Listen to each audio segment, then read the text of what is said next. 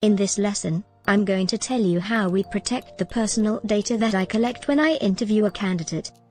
As you may know, in November 2019, the Kenya government signed into law a new act that provides a very strong protection for Kenya citizens, allowing them far more control of what personal data organizations can store about them.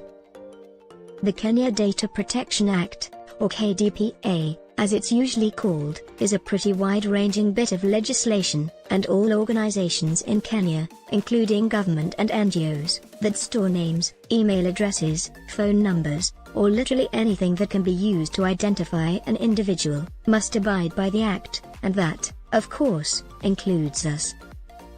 We interview candidates on behalf of employers, doing the initial selection for them. To do this, I talk to every candidate, finding out who they are, what they know, and what they want.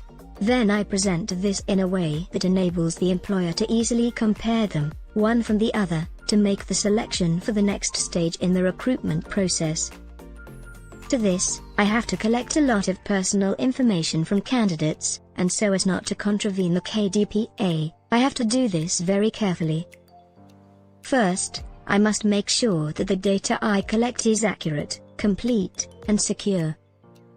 So I have to start by making sure I'm talking to the correct person.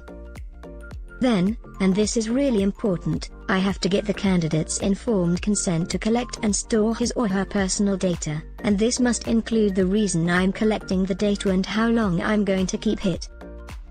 Then I must keep it secure and make sure only the employer sees it.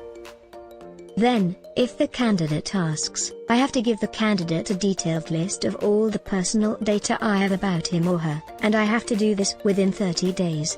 Finally, again if asked, I have to destroy anything that would identify the candidate, and again, I must do this within 30 days. As I said, it's a wide-ranging bit of legislation and it carries some pretty draconian penalties if I get it wrong. So in the next lesson I'll explain in detail how I avoid this.